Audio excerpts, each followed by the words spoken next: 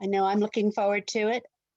A couple of housekeeping things. At the bottom of your screen, you will see icons for Q&A or maybe for chat. This is how you can ask questions. We're going to save questions until the end of the program, but then you're welcome to ask away. We invite all of your questions. Also, we are recording this, and it will be available on the Norfolk Historical Society website. I'm hoping sometime next week, but I'm not sure. You can check it out at our website, which is www.norfolkhistorical.org. norfolkhistorical.org, all lowercase and all run together. So you can watch one from last month as well, in case you missed that or want to see it again. Tonight's speaker was originally scheduled for last fall, but we all know what happened to programs last fall, so we had to postpone it until she was able to do it this evening by webinar. Amanda Williams is our speaker, and we have double thanks for her because she encouraged us to start our webinar series, and she helped us with some of the nuts and bolts of it. We were totally clueless. Amanda has a series of her own. The MacArthur Memorial has their own webinar series, so maybe she'll tell us a little bit about that when she presents her program. They have been doing it for a while, and they have some really great programs, so you might enjoy those as well. So tonight's speaker is Amanda Williams. She is a graduate of Randolph-Macon Women's College in Lynchburg, Virginia. She has a master's in history from Old Dominion University. Her major was history and art at Randolph-Macon. And she began her career as an archaeologist with historic Jamestown before she came to MacArthur Memorial as education director in 2009. She currently serves as education director and also serves as acting co-director of the memorial.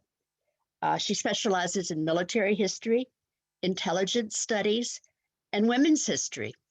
And now she's going to tell us a little bit about World War II and Hollywood. What were some of the screen idols doing during World War II? I hope you'll enjoy it. Amanda, welcome. Hi, thanks, Peggy, and thanks for having me again. And I'm so excited that Norfolk Historical Society is on doing these webinars now. It's really, really wonderful. History just deserves to be out there and talked about. So I'm going to share my screen right now. And tonight, I'm going to be talking to you about Hollywood's role in World War II. For a military historian, I think this is a pretty fun topic. We get to talk about kind of very glamorous people and not always kind of the more difficult parts of war. Now, as you all can probably guess, during World War II, Hollywood is going to play a major role in the war in three specific categories. The first is in terms of propaganda. This is going to involve things like public education, morale boosting. Hollywood is also going to help the war effort in terms of support. Mostly financial support in the form of bond drives, USO programs and fundraising, and then just general things like Red Cross aid. Hollywood is going to raise millions and millions of dollars for the war effort. Then another area where Hollywood's going to participate is in terms of military service. And so you're going to see a number of A-listers enlisting, and then a number of studio directors. You're going to see a lot of other industry professionals, makeup artists, costume designers, guys that work the cameras, people who do film editing. They're all going to be enlisting or being drafted as well during this time. So these are the three main areas that Hollywood is going to support World War II. And we'll talk more about these categories shortly. But before we get started, I wanted to give you a little bit of background on basically pre-war Hollywood and its relationship with the United States government. Now, in the decade leading up to World War II, a lot of us consider that the golden age of Hollywood and of film as an art form. At this point, film is reaching heights that many people never thought it would reach. or that people had dreamed of. Hollywood is where America escapes the Great Depression. It's where Americans dream, and it's where glamour just never fades. And so this is Hollywood in the 1930s and early 1940s leading up to the war. But there are also a lot of social concerns about Hollywood and its role in the United States. 1941, in the summer prior to the Japanese attack on Pearl Harbor, a Senate subcommittee is launched by Senator Burton K. Wheeler from Montana. And this subcommittee is supposed to investigate Hollywood for promoting pro-British, pro-interventionist, and anti-Nazi stances. Wheeler, like many Americans, is completely opposed to American involvement in another European war. And there are serious concerns that Hollywood might be trying to brainwash Americans into entering this conflict that's happening. Now, you have to understand at the time, or you have to understand that, today in hindsight, we know that the Nazis were evil. We know that America is going to enter the war against the Nazis. We know that war with Japan is coming in December of 1941. But in interwar years between World War I and World War II, Americans don't want war. There's a huge sense among many Americans that they are being kind of propagandized by both the Axis powers and the Allies, as they had been by the belligerents in World War I. And a 1939 Gallup poll asks Americans, can you trust Germany for war news? And 1% of Americans say yes, and 99% of Americans say no, absolutely not. We can't trust any information coming out of Germany. Same question is asked about the French and the British, and only 8% of Americans say yes, we can trust the news coming out of these countries. And so I think there's a lot of suspicion about the war. Similar questions are asked by Gallup polls about news coming out of the Pacific at a time when the Japanese are invading parts of the Pacific. And again, Americans say we do not trust any of this information. We're very suspicious of this war. And we believe that everybody is kind of conducting an all-out propaganda campaign to influence us and get us into this war. Congress obviously shares these concerns. That's why that subcommittee is created. And while congressmen can't really do anything about news from overseas, they can try to regulate things that they perceive as homegrown domestic propaganda in favor of entering this conflict on one side or another. And so that's what this subcommittee is really going to be investigating. So Senator Wheeler's committee accuses Hollywood studios of being gigantic engines of propaganda. Ironically, with the exception of a handful of films that we'll talk about, Hollywood really isn't doing this on a major scale. Hollywood actually made a lot of money in Europe, particularly in Germany. And in the 1930s, studios are watching the rise of Hitler. They're seeing what's happening with the Nazis, but they're not taking a stance. They're happy to remove or fire any non-Aryans that worked in their German offices overseas, though. And they're very careful with some casting choices to make sure that their films will be screened in Germany and later in places like Austria, other German-held territories. I think this is very similar to today when you see American studios deal with China, and they'll often kind of bow to Chinese demands to kind of edit a film in a way that will be better received by communist China. So it's a very, very similar thing. The bottom line then, as now, is that if you make up a significant chunk of the market, you're going to be catered to, your values will be mirrored.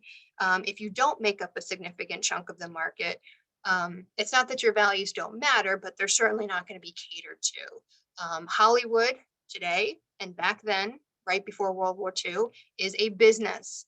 Ideology is something that's flexible when it comes to that type of business.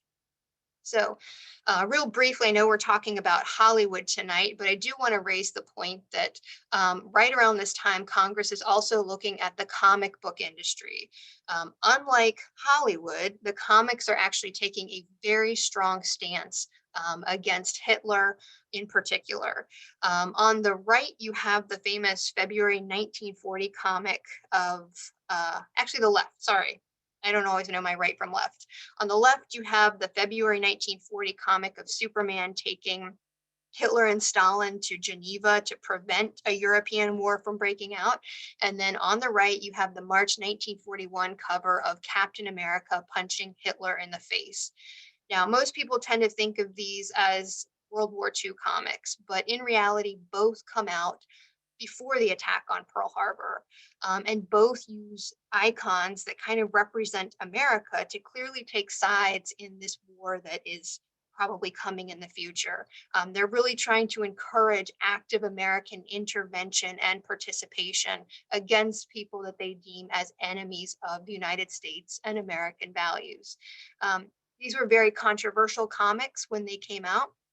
Um, Congress is upset about it. A lot of American parents were upset that these were targeting their children. And again, most Americans are in favor of isolationism, not another European war. So I guess the big question then is, why is the entertainment industry diverging from public opinion? The comics in a major way, and then Hollywood in a smaller way. It was clearly a commercial risk.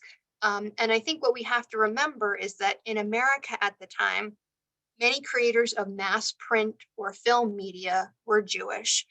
A lot of people working in the industry were Jewish. And I think this probably made them a little more sensitive to the Nazi threat earlier than most other Americans. Um, and again, the German market was very, very important to Hollywood in a way that obviously it wasn't to American comic books. But I think this might be why we have a handful of films that do come out in the years prior to the war that are very critical of Nazism, and do in some ways encourage American intervention in this war. But again, a very small handful of films coming out in 1939 and 40. One of the significant films you'll see on the right is Confessions of a Nazi Spy. It's a 1939 film. That is Hollywood's most critical film of Nazism in the years leading up to the war. Then you have a pro-British film like A Yank in the RAF, 1940. And then you have the hilarious yet sobering Charlie Chaplin's The Great Dictator of 1940. And then you have the 1940 Sergeant York that really assures people that you don't have to abandon your values to intervene against evil. For the most part, though, as I said, these films are outliers. Hollywood is not really in a major way taking a side at this point. They're kind of, kind of trying to play both sides a little bit. Now, with the exception of the Charlie Chaplin film, none of these films are heavy hitters for the period of 1939 to 1940. Today, they kind of loom large in our consciousness because either historians write a lot about them or we've all seen them because they're deemed classics today. But at the time, they come out right around the same time as Wizard of Oz, Gone with the Wind, and Mr. Smith Goes to Washington, and the Philadelphia Story. So these were not, with the exception of Charlie Chaplin's film, the highest grossing films of the year, the most watched films of the year, or even the most award winning films of the years they came out.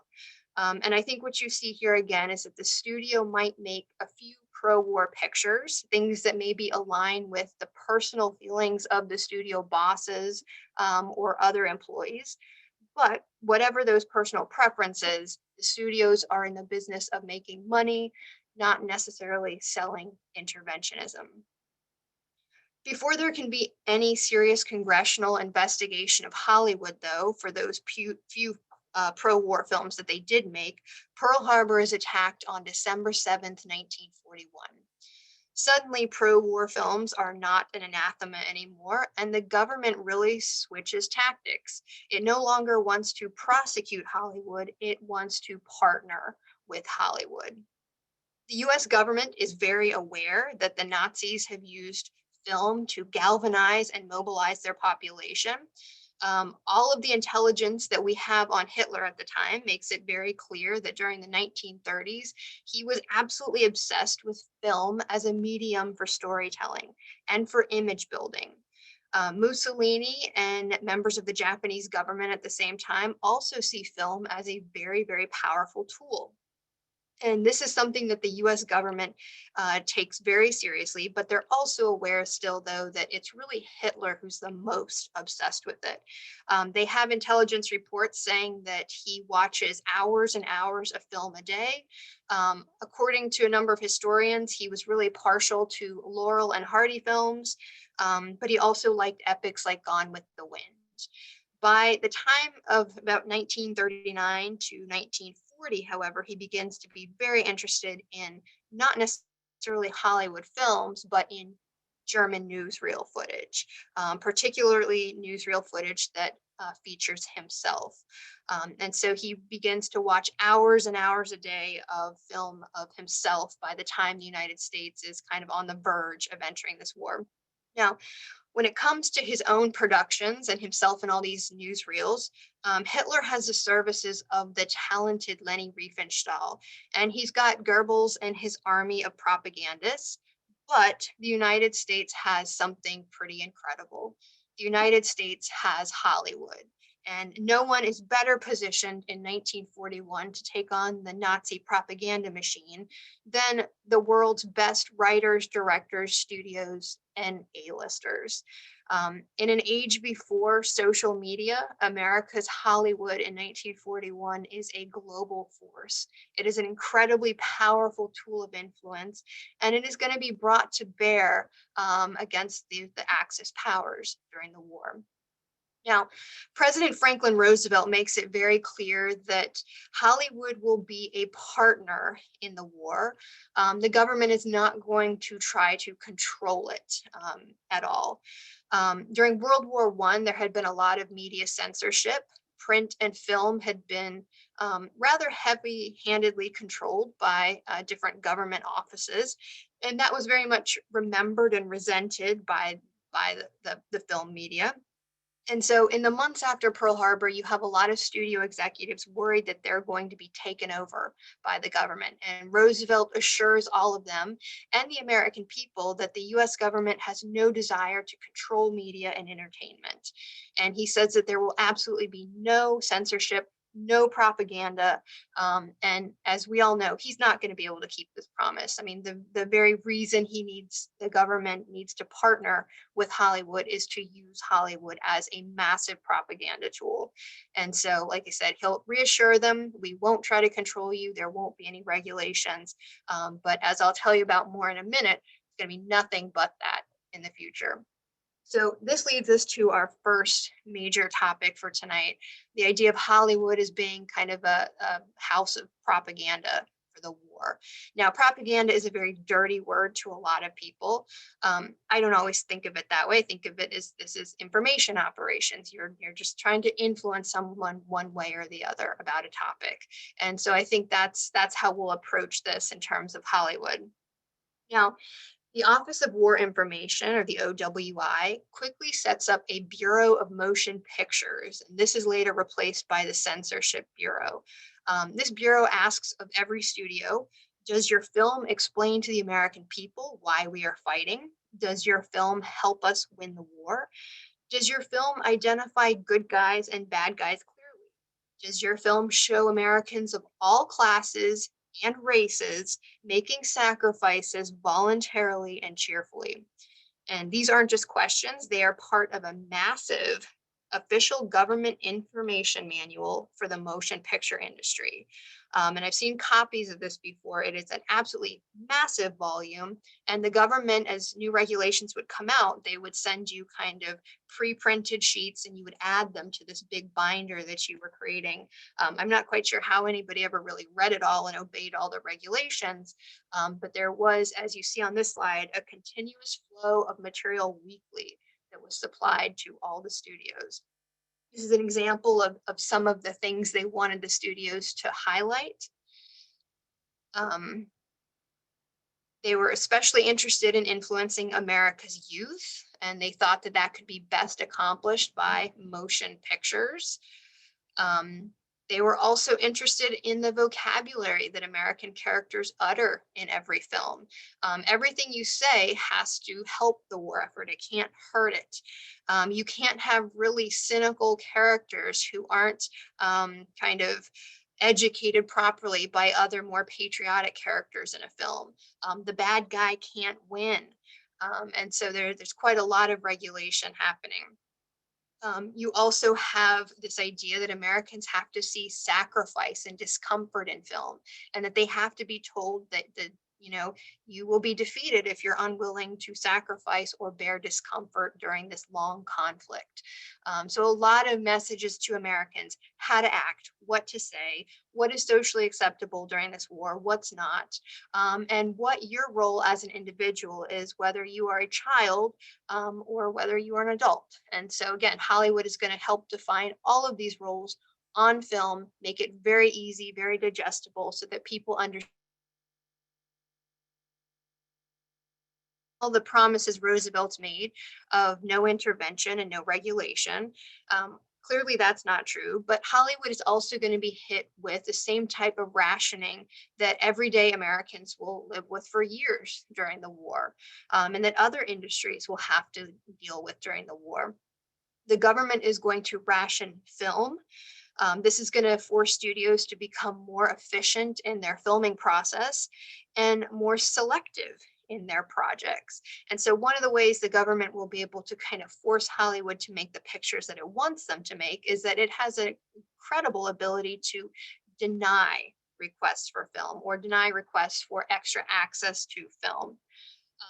Also during this time, set costs will be limited to about $5,000 per film. Now, $5,000 is a nice amount of money in 1941, anytime during the war, but that is not a great budget even back then for a Hollywood film. You know, you're not going to film an epic for $5,000 in terms of set costs.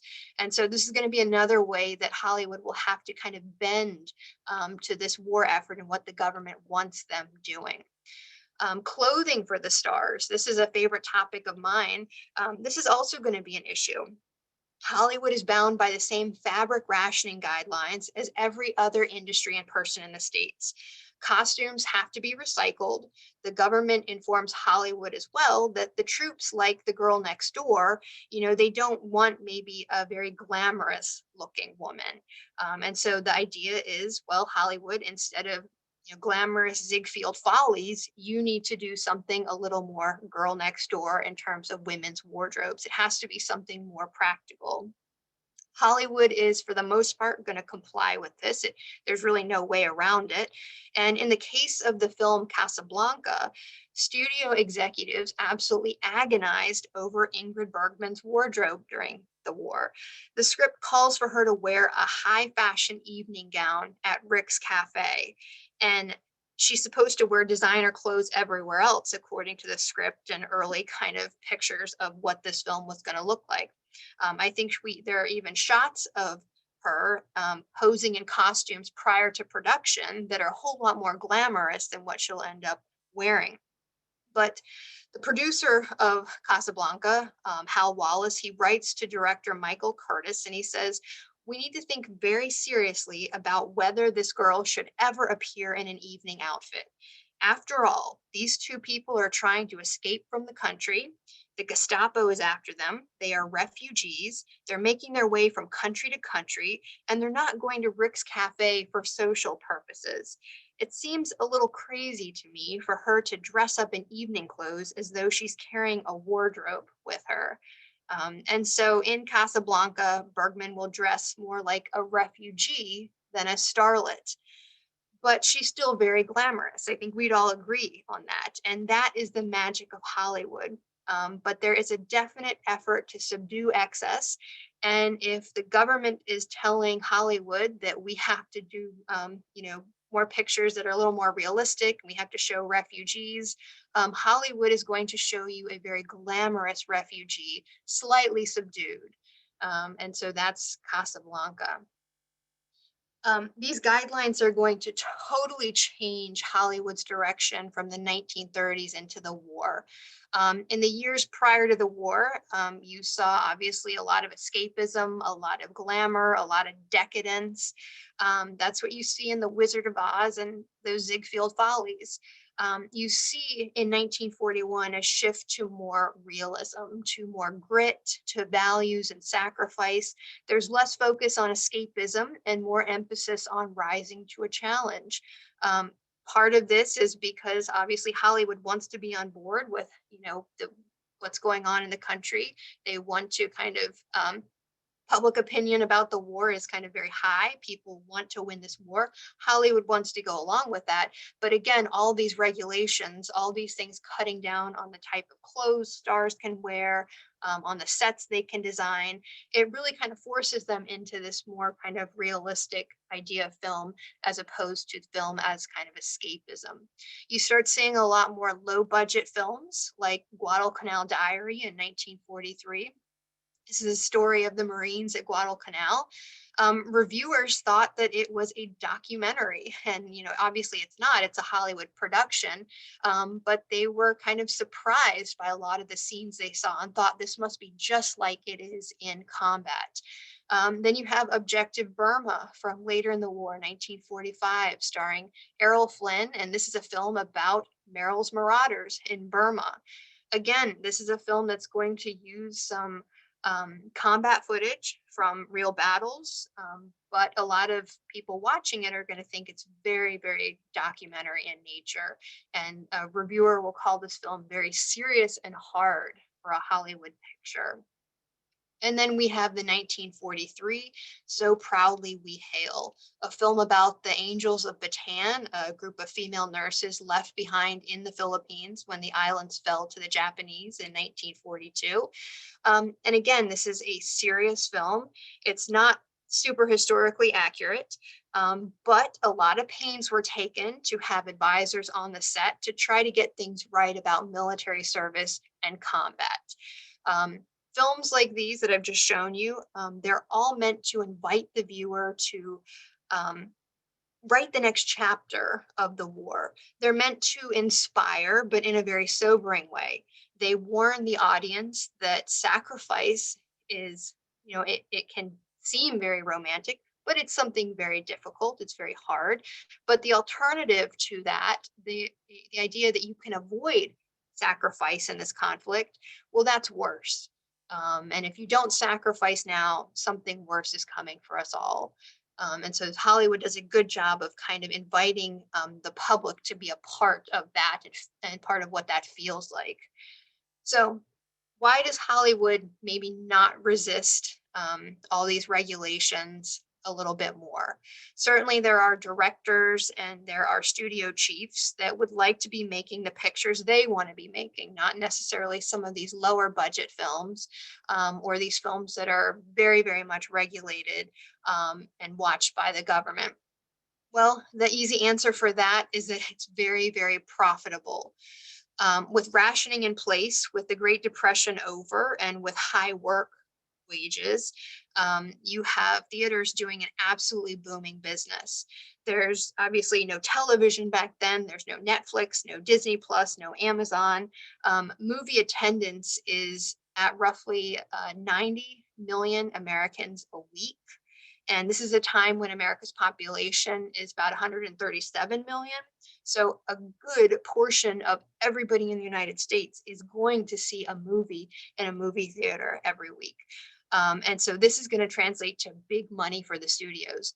The top 8 studios in America at the time go from making $20 million in combined profits in 1940 to $65 million in profit a year by the end of the war in 1945.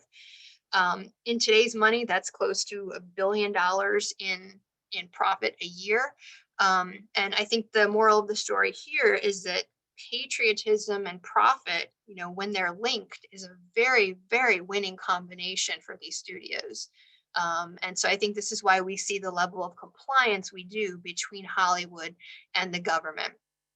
Another interesting fact is that a lot of Hollywood studios really hope to expand their foreign markets after the war is over.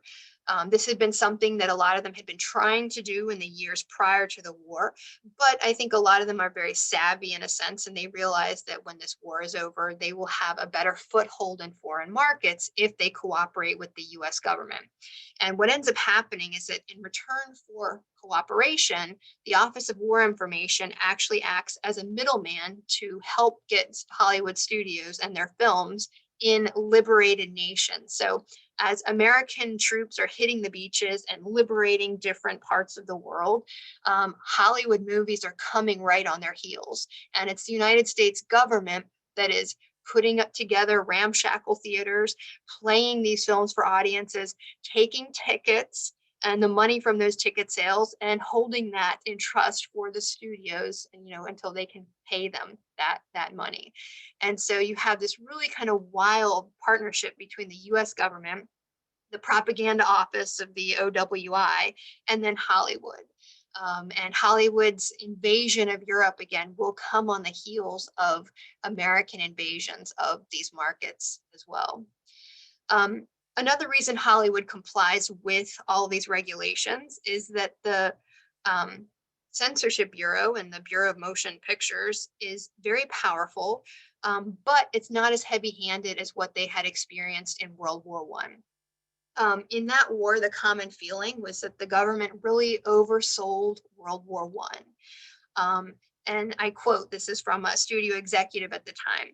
He said that the government oversold World War I as a crusade not merely to re-win the tomb of Christ, but to bring back to earth the rule of right, the peace, goodwill to men, and the gentleness he taught. And so that is something that what made studio executives pretty upset back at, in the interwar year period. By World War II, though, the Axis powers, it's a little easier to claim that they're evil. It's a little more popular and a little bit more believable. And the government is not so heavy-handed as to tell the Hollywood studios that, we are fighting a crusade of sorts. What they're telling them is that, look, we have serious ideological differences with these people we're fighting against. Your job is to kind of exploit that, and do your best in that way. But we're not going to tell you exactly how to put together every piece of propaganda. This doesn't have to be, cast in this kind of almost biblical way. You just sell your version of events, and as long as it complies with government regulations and the way we see the enemy, everything will be okay. And so there's, again, going to be a lot of cooperation between studios and the government. Sometimes there'll be pushback between, the studios will push back against the government. But I think overall it's mostly cooperation. And studios will get some things they want. A lot of studios want to be able to show more violence, more realistic violence. And if you're doing a bunch of war films, guess what? The government regulators are probably going to let you get away with that. And once Hollywood gets away with it, they tend to keep getting away with it. And so war violence really puts violence as something that Hollywood's a little more capable of showing on screen. The only area where Hollywood cannot push back is in the area of approved films for foreign export. Starting in 1943, the Censorship Bureau prohibits the export of films that show racial discrimination in the United States, or films that show Americans single-handedly winning World War II, or films that portray our allies as imperialists. And so these films that you see on screen right now are films that were prohibited from release overseas. There was some give and take between the government and the studios when it came to influencing Americans domestically, but there's absolutely no such latitude when it comes to portraying America overseas, even to our allies. The movie Flying Tigers that's not allowed to be exported during the war because it makes the case that Chinese involvement in World War II doesn't really amount to much. That's not important. And the government and State Department and the military don't want an idea like that kind of filtering through the world. And so that film is pretty much canned. White Cliffs of Dover It deals a little bit too much with British imperialism and the class system. It doesn't make our British allies look great. And so that film can play in the States, but it's not going to be exported overseas. Objective Burma. It takes a British Indian Commonwealth area of fighting for the most part, and it makes it seem that the US did everything in that region, that those other groups did not contribute materially to what was going on in that theater. And then the movie Since You Went Away. That one won't go overseas either because Hattie McDaniel is in that movie. And at one point in the movie, she decides to work for this white family for free, just to be a loyal American. Now, for American audiences, that was very moving. For audiences overseas, that seemed a little wrong. And so that's going to be a film that is not going to be allowed to be sent overseas during the war. So Hollywood helps shape the American perception of the war, how citizens are to behave. It also explains an edited version of America to people around the world. But Hollywood is also going to support the war in a material way. And now we'll talk about the USO shows and some of the fundraising Hollywood does. So Hollywood's A-listers are incredibly influential. And this is a war where they are, I think, 100% in favor of American victory. I think it was probably career suicide to not be in favor of the war, but still, I think most of the industry was pretty personally invested. Stars were something that the Nazis and other dictators didn't have at this point, at least not at the same level as American stardom. For more than a decade, the state-controlled studios in Italy and Germany in particular had really resisted the Hollywood star machine as being something that might compete with or distract from service to the state, or perhaps even create celebrities that would maybe overshadow party leaders. And so they kind of avoid making a star machine like Hollywood and all the promotion and marketing that's involved in that. And I think for this reason, the Axis powers really don't have star power on the level of these American stars. They won't have anything close to the international appeal or influence of America's stars. When the war starts, former Gone with the Wind stars Clark Gable and Hattie McDaniel work with other A-listers to put together something called the Hollywood Victory Committee. Their job is to see how they can use Hollywood talent and celebrity to help win the war.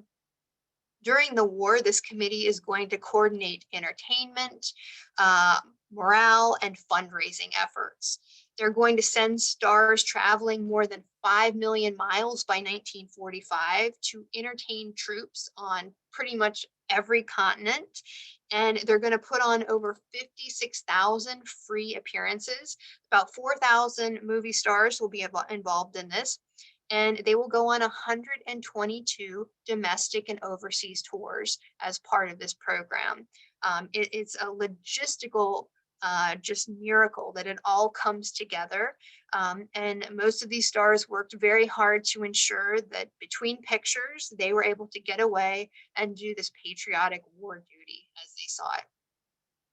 At this time, the US military and the United States, a very segregated society, and Hattie McDaniel will actually lead the Hollywood effort to provide entertainment and support to African American troops.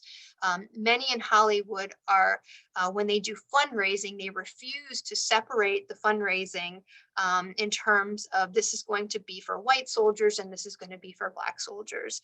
They make it very clear as they raise money, this is all going in one pot and we're going to provide equal entertainment to all troops.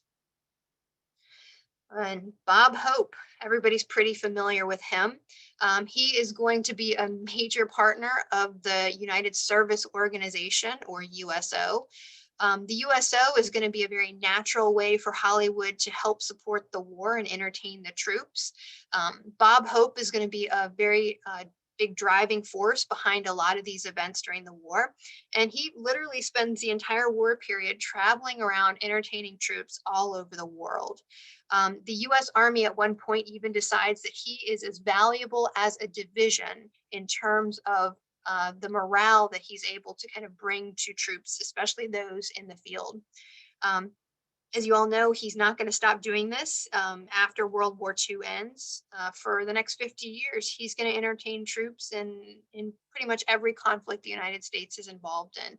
And he will continue to use his star power and his friendships to pull in other A-list celebrities to do the same thing. One of the celebrities that Bob Hope brings into the USO is Judy Garland, who thrills troops by singing Somewhere Over the Rainbow to them. And again, she's just going to be one of a number of stars that use their entertaining talents to help boost morale.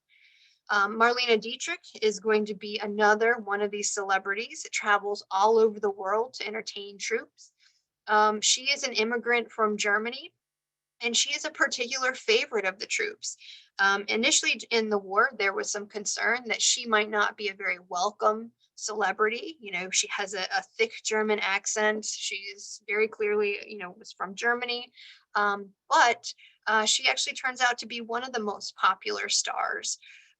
She Hitler had wanted her to be queen of his version of Hollywood. She very publicly refuses to do that. She gives up her German citizenship, and she works very hard during the war years to try to save Jews fleeing Europe. She, I think, is someone who raises more bond money than any other actress during the war.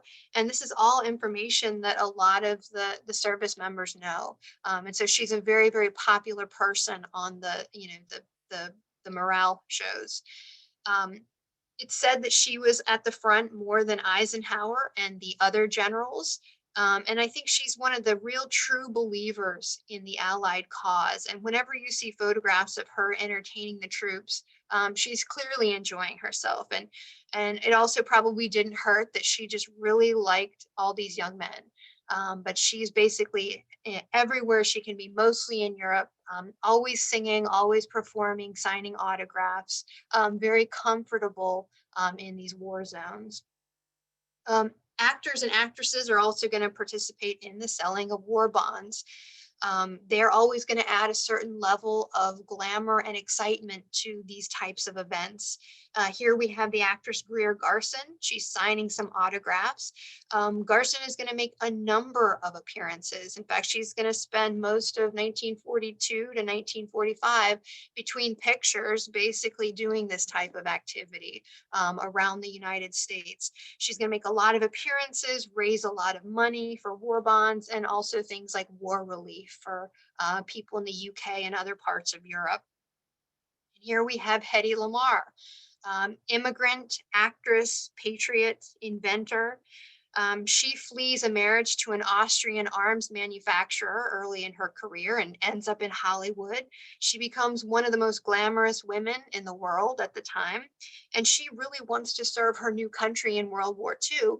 And she wants to help design guidance systems for torpedoes. She was a genius, I think, in some ways. And she's told by the government, though, and probably by the studio leadership, that she could do more for the war effort, not by designing, blueprints for torpedoes, but by helping to sell war bonds. And so she works on her inventions behind the scenes. In 1942, she receives a patent for a device that's later adopted by the military. Some of this, what she's inventing and envisioning, is going to kind of be in Wi-Fi and Bluetooth technologies today. But like most of the women in Hollywood, she is told that the best way you can contribute to the war effort is to work in Hollywood canteens, to raise money for the war effort, join the USO shows, encourage people to buy war bonds. And so over the next several years of the war, she is going to help raise tens of millions of dollars for the Allied cause, for the war effort. And here we have Dorothy Lamour at a bond drive. An official in Franklin Roosevelt's administration said that it was common knowledge that if you wanted children to donate to bond drives, you have to have Superman ask them to do that. If you want to get money from men, you have to find beautiful women to ask, cajole, or tease them into doing so.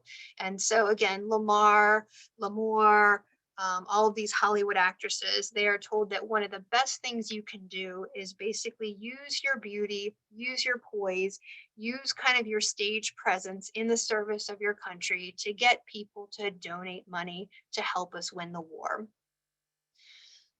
Another Hollywood contribution is the Hollywood Canteen. This is a club in Hollywood that offers free food, entertainment, dancing to members of the armed forces, enlisted members of the armed forces. It's not a club for officers.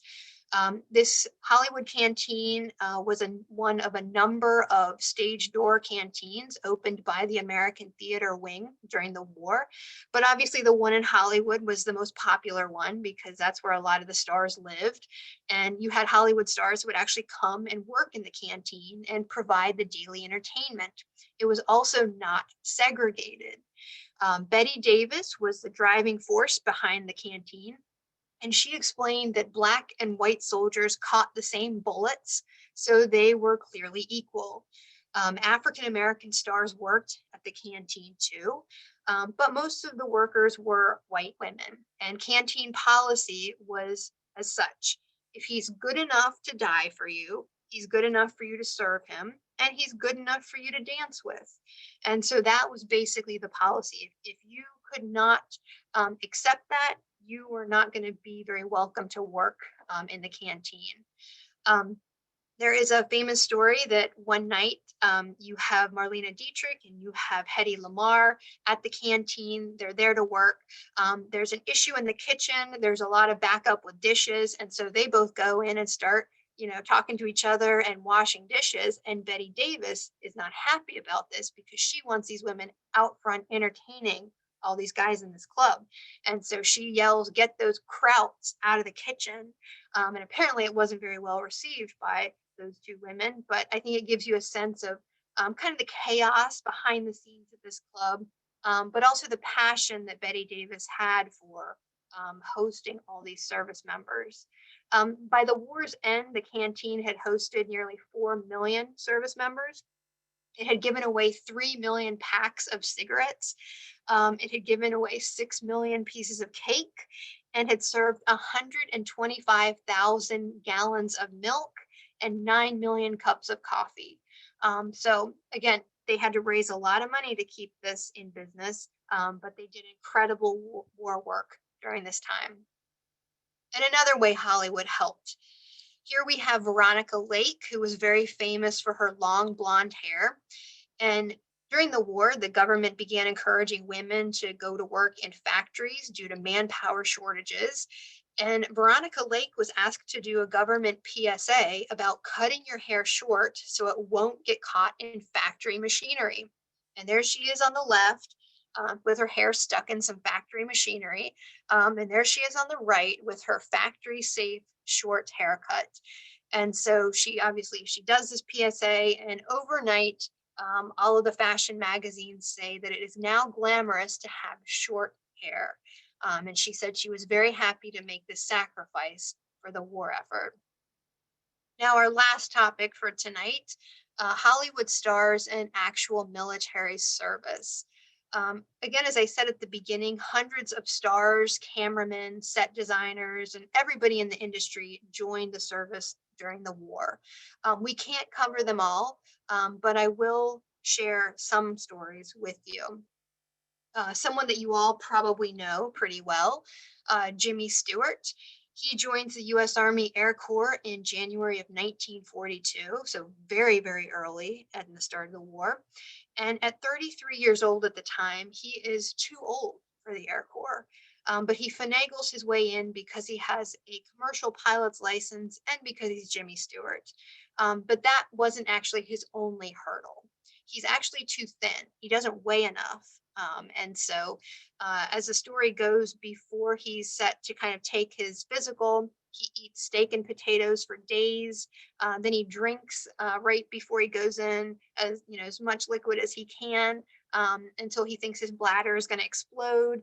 And he gets there, he passes his way in, but he feels absolutely ill, and he's a mess. But he passes his way in, and he's really the first major U.S. star to join the service. He's going to spend the first part of his service, obviously recruiting and doing training films. The Army is thrilled to have an A-lister in its ranks, but they also realize that if he goes somewhere and gets shot down, well, that's kind of a big deal. And so he's mostly going to be sidelined making these recruiting and training films. He's pretty unhappy with this, though, and he requests combat service on a number of occasions. He's eventually sent to a bomber group in Europe, and he's going to participate in a number of missions over the continent. He's going to remain in the U.S. Army Air Corps and then later the Air Force Reserve until the late 1960s when age officially retires him. Um, Clark Gable, another Hollywood star serving during the war, he's basically king of Hollywood in the early 1940s. He's also going to join the U.S. Army Air Corps in August of 1942. Technically, at the age of 41, he is too old. Certainly too old to join as an enlisted man, which he does initially. But an exception is made because, again, he's Clark Gable. And here we have an example of someone receiving special treatment to get involved in a war, not to evade a war. Why is he so anxious to fight in this war? Well, about 7 months prior to his enlistment, his wife, Carol Lombard, had tragically died in a plane crash. And most of his biographers say that she was probably the true love of his life. She was his third wife, but she had encouraged him to join the service at the start of the war. And she'd even telegraphed President Roosevelt about how to get Gable into the military. He was under contract at the time and couldn't get away from a picture he was filming. But he and Lombard were, true believers in this war effort, and they worked hard to sell war bonds until he could eventually join the service. Now, Lombard was actually traveling home from a film she had just finished and from a war bond rally when she was killed in a plane crash. Um, Even though it was barely a year into the war, she had already raised $2 million in war bonds by the time of that crash. President Roosevelt called her the first American woman to die in the line of duty and offered to provide her with a military funeral. Gable kind of refused that honor for her, but her death was absolutely unbearable for him, and he would really never be the same again. And as soon as he finished the picture that he was working on, as soon as he was released from his contract, he joined the U.S. Army Air Corps. Now, he's mostly, like Jimmy Stewart at the start, going to be assigned to help make training films, but eventually he goes over to Europe and he receives a commission. He's going to fly about 5 bombing missions. These are very, very dangerous missions over the continent. And we're aware that Hitler knew that he was there and doing some of these missions. And he apparently offered enormous financial reward for Gable's capture. Gable had been one of Hitler's favorite movie stars, and the thought that this man was flying bombing missions against the Third Reich was something that was very much of interest to Hitler.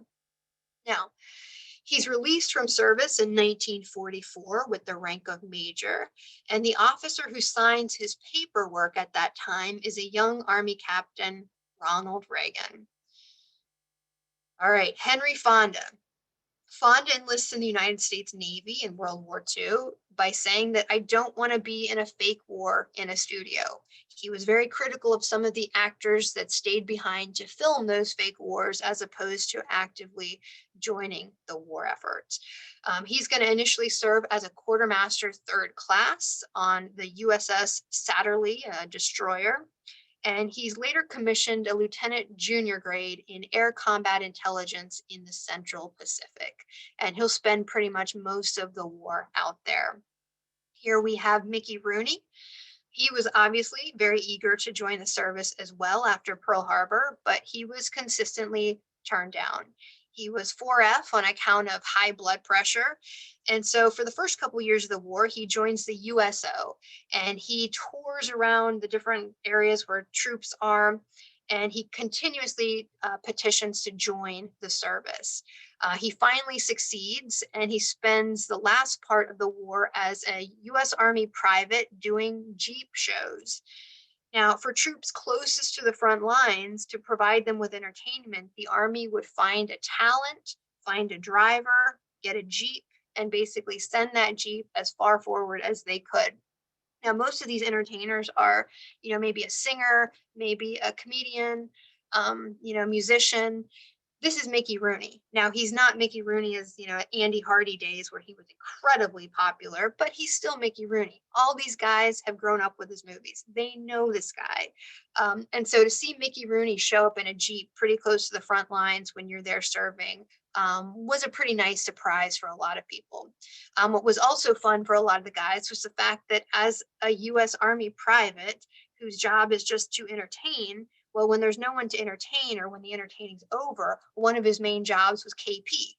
And so I think a lot of people like to see him kind of working in the kitchen and doing stuff like that as this A-list star.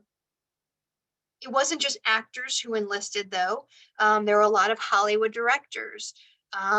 Frank Capra, William Wyler, John Ford, and more. All of these men were older. None of them were expected to serve in the military. If none of them had served in the military, nobody would have questioned their patriotism. In terms of age and other things they were offering to society, they were not expected to do this, but they all willingly joined the service. They all actively tried to join the service, and they wanted to put their talents to use to help the military, help the government, tell the story of the war. And if you're interested more in their service and what they did, there's a book, Five Came Back, that tells their story. And a couple years ago, Netflix did a pretty interesting documentary about all of their service as well. But I do want to talk a little bit about Frank Capra, though. You all know him as the director of It Happened One Night, Mr. Smith Goes to Washington, and even later, It's a Wonderful Life. He was an Italian American who went from being desperately poor to probably being one of the most successful directors in Hollywood in the 1930s and 40s. He joins the Army at the age of 44. Again, he's not expected to do this. He doesn't have to do this. But he later says he feels like he owes America something for letting him come to this country, to let him become an embodiment of the American dream. And he also says later on, in my films, I champion the cause of the gentle, the poor, the downtrodden. And yet I had begun to live like the Aga Khan. The curse of Hollywood is big money. It comes so fast, it breeds and imposes its own mores, not of wealth, but of ostentation and phony status. So that's going to be one of the reasons that he joins. But he's not going to serve on the battlefields. Instead, the Army's going to use his talents to produce a series of films, most notably the Why We Fight films. These are extraordinary films, absolutely brilliant, and I encourage you to see them at some point if you can. Yes, they are propaganda films, but they're also the most amazing arguments I think you will ever find against fascism and racism. Really some amazing films, and Frank Capra brings his brilliance to them. And it's not just men who served. Many starlets also join things like the Red Cross, or they join the WACs. One actress, Marlena Dietrich, even leaves her career behind throughout the war to join the Red Cross full time. She's very vocal in terms of her hatred for Hitler, her criticisms of him. She raises a lot of money during her time with the Red Cross. But because she's so vocal in her criticism of Hitler, she is banned. And any films that she's in are banned in Nazi Germany and any German occupied territories. Like her, a lot of Hollywood women will join things like the Red Cross and will fundraise for it throughout the war. Now, did Hollywood make a difference in World War II? Well, these three generals thought so. George Marshall, Douglas MacArthur, Dwight D. Eisenhower, they all saw value in the products that Hollywood was producing during this time in the war. And they saw value in the service of A-list stars in the military and in stars in terms of raising money for the war effort. Hollywood clearly played a major role. I've got three Army generals here, but the Navy agreed as well. The White House agreed, the State Department agreed, all commented on the value of Hollywood as an economic, educational, and morale boosting force during the war.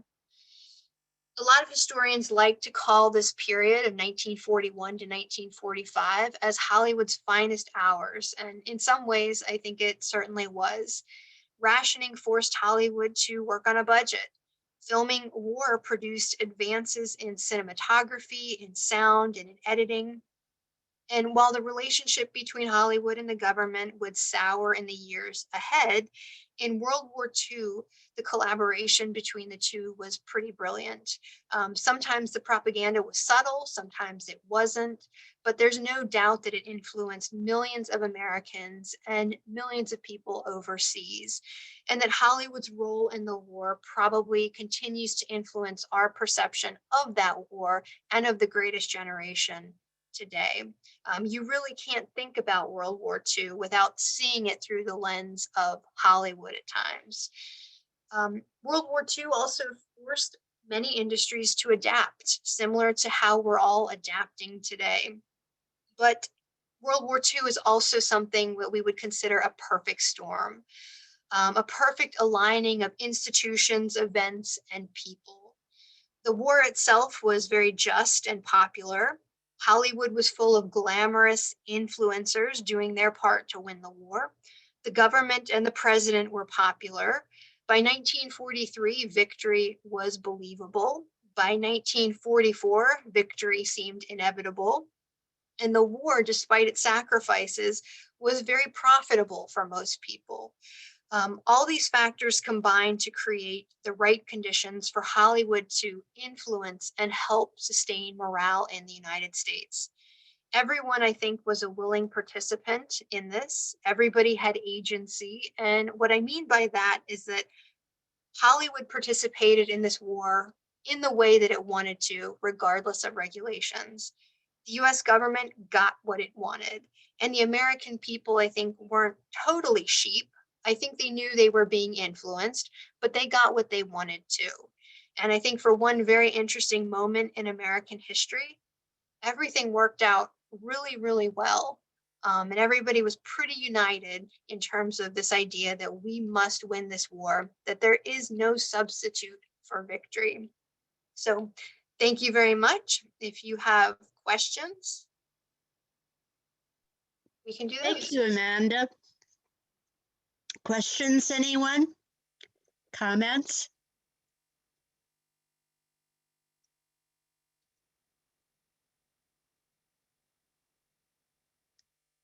No questions? That was so interesting. I love the way they made exceptions for the gentlemen who were a little bit too old because of who they were.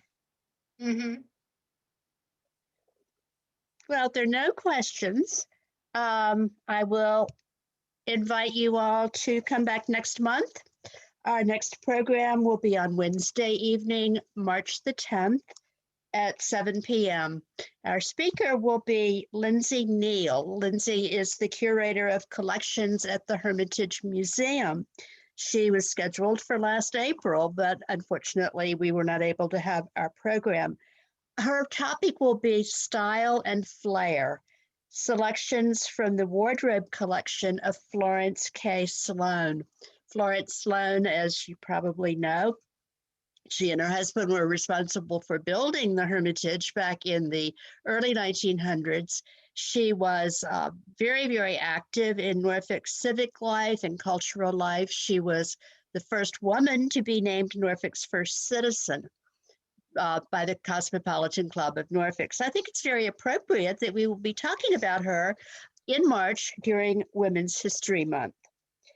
You will be getting an invitation in the mail, and I hope you'll register, and I hope you'll join us and watch for us on the city or the Norfolk Historical Society website. That's norfolkhistorical.org. Thanks so much for coming, and you'll have a great evening. Bye.